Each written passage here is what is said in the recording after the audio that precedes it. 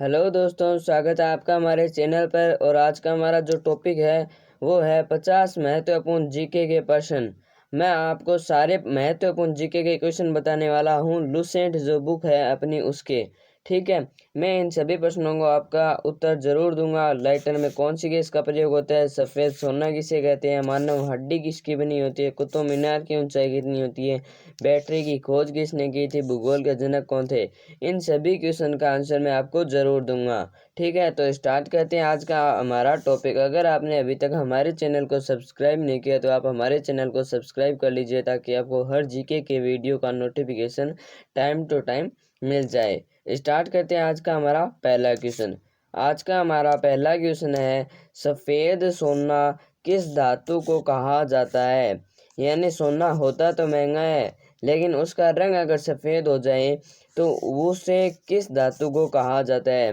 तो वो है प्लेटिनम। जी हाँ, प्लेटिनम जो धातु है उसे हम सफ़ेद सोने के नाम से जानते हैं, क्योंकि इसका रंग वाइट है और यह सोने की तरह ही कीमती होती है, इसलिए सफ़ेद सोना को प्लेटिनम धातु कहा जाता है। ठीक है, अगला क्वेश्चन देखते हैं। धातुओं का राजा किसे कहा जाता है। यानी फलों का राजा तो आम होता है, लेकिन धातुओं का राजा जो है वो होता है सोना। जी हाँ, धातुओं का राजा किसे कहा जाता है, सोने को। ठीक है, तो धातुओं का राजा हो गया सोना।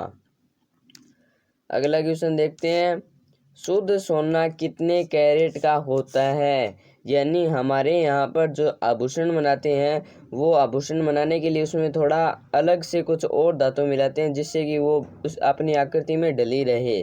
तो शुद्ध सोना जो है ना, वो एकदम 24 कैरेट का होता है, और आभूषण बनाने के लिए 22 कैरेट के सोने का प्रयोग किया जाता है।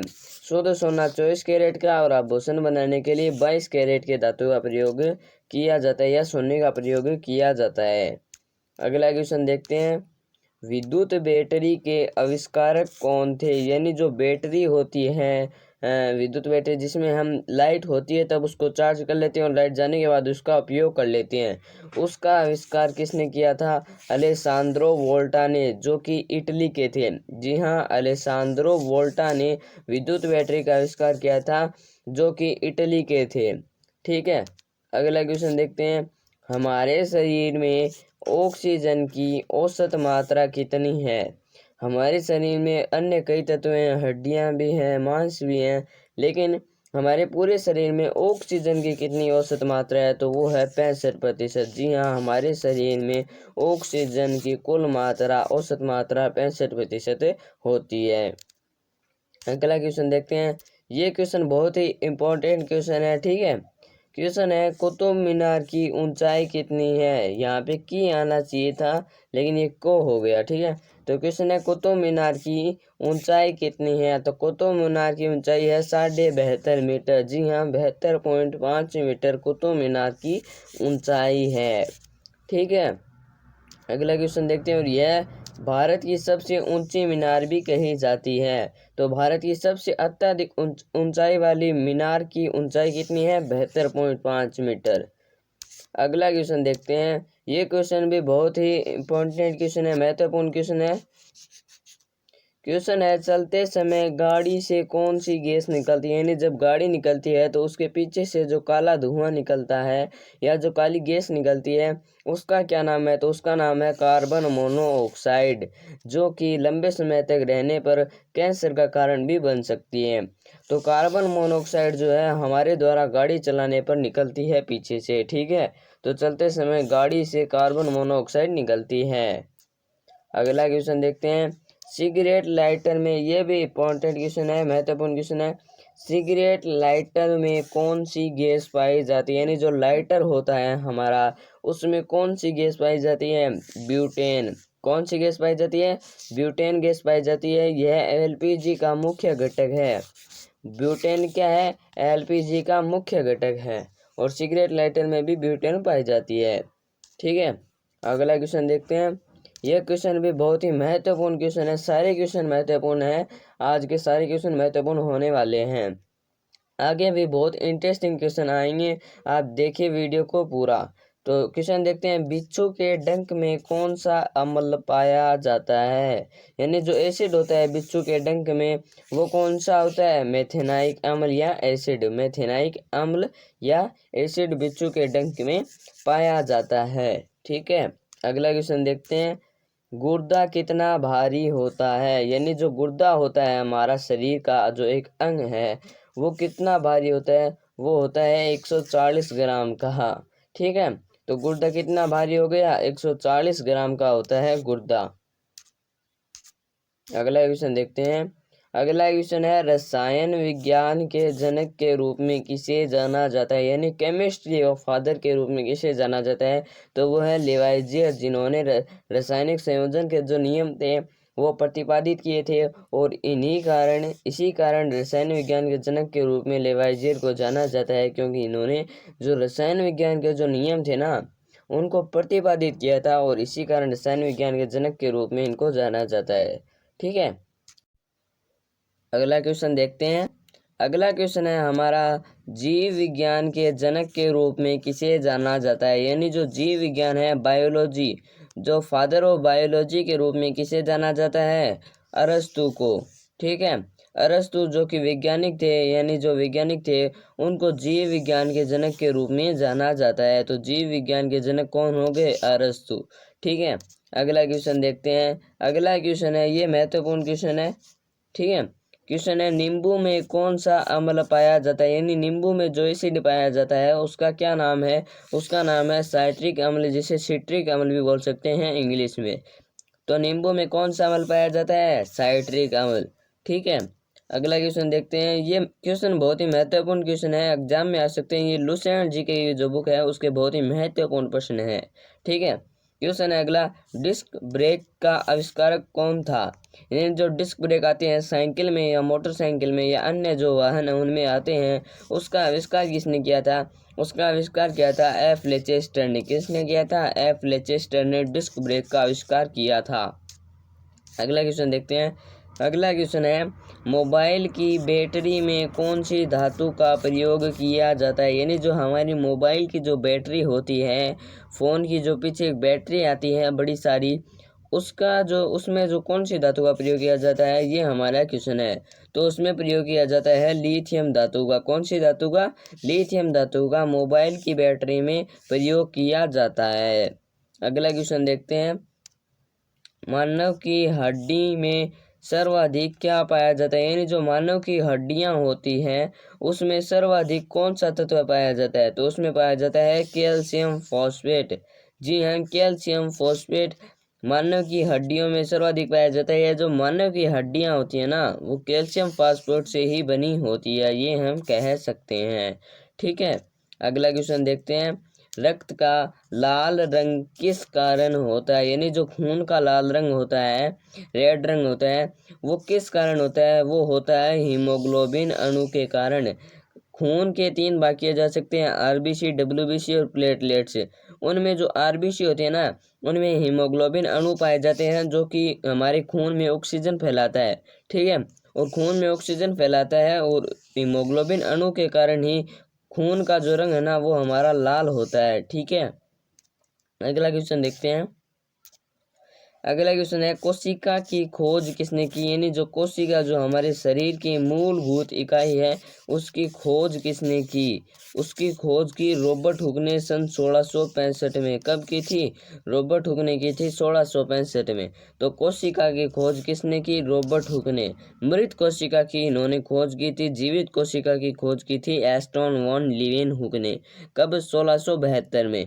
ठीक है, अगला क्वेश्चन देखते हैं, अगला क्वेश्चन है, ब्रह्मांड में ग्रहों की खोज किसने की? यानी जो ग्रह हैं जैसे पृथ्वी है, शुक्र है, बृहस्पति है, इनकी खोज किसने की थी? इनकी खोज की थी केपलर ने। किसने की थी? केपलर ने इनकी खोज की थी ब्रह्मांड में ग्रहों की। ठीक है, अगला क्वेश्चन देखते हैं, रेफ्रिजरेटर में कौन सी गैस पाई जाती है?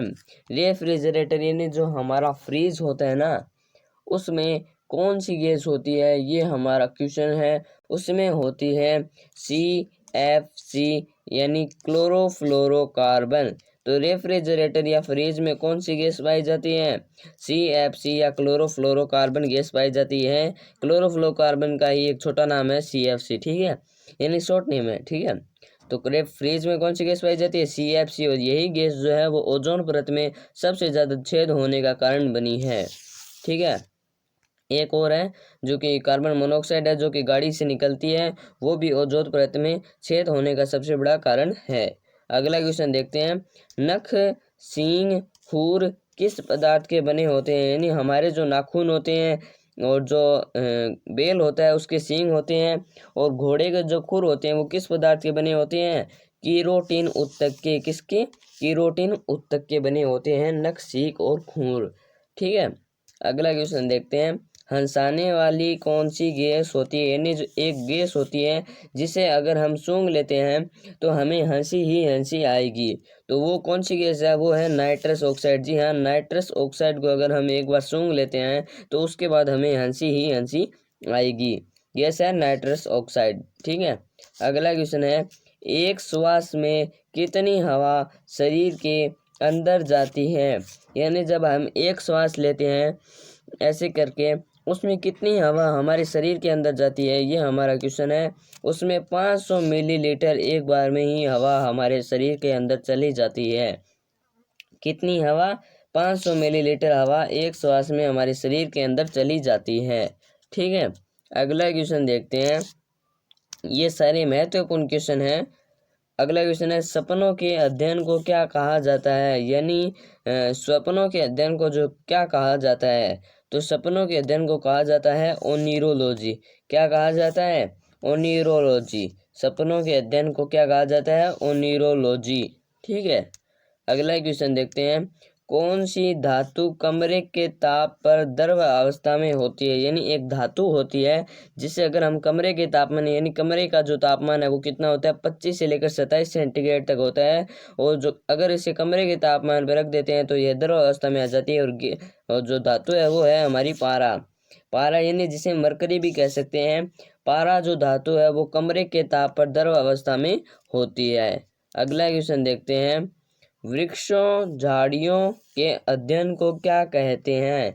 जब हम वृक्षों और झाड़ियों का अध्ययन करते हैं तो उसे हम क्या कहते हैं? उसे हम कहते हैं डेंड्रोलॉजी।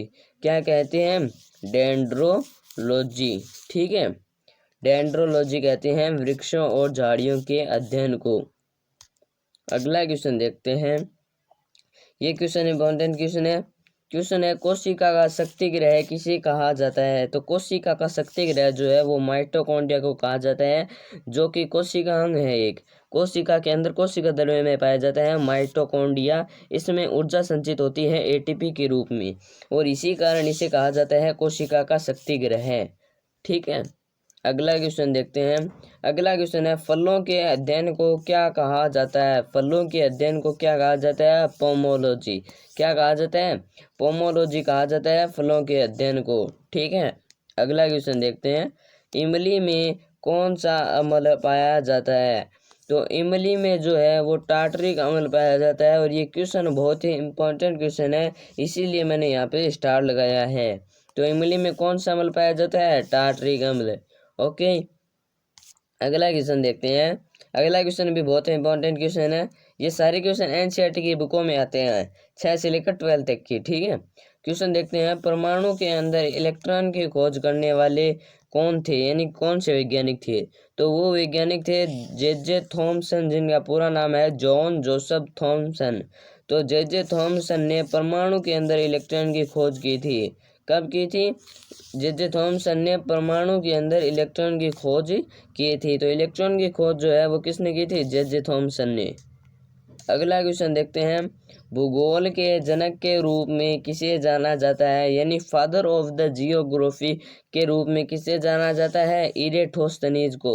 इरेटोस्थनीज नामक एक वैज्ञानिक थे जिन्हें भूगोल के जनक के रूप में जाना जाता है, ठीक है। अगला क्वेश्चन देखते हैं। विश्व में सबसे लंबा वृक्ष कौन सा है? यानी लंबा, फुल ऊंचा, उसे लंबा वृक्ष कौन सा है? वो है सिकोया वृक्ष, जो कि 120 मीटर ऊंचा होता है। कितना ऊंचा होता है? 120 मीटर ऊंचा होता है। विश्व में सबसे लंबा वृक्ष भी यही है। तो विश्व में सबसे लंबे वृक्ष की लंबाई कितनी होगी? 120 मीटर।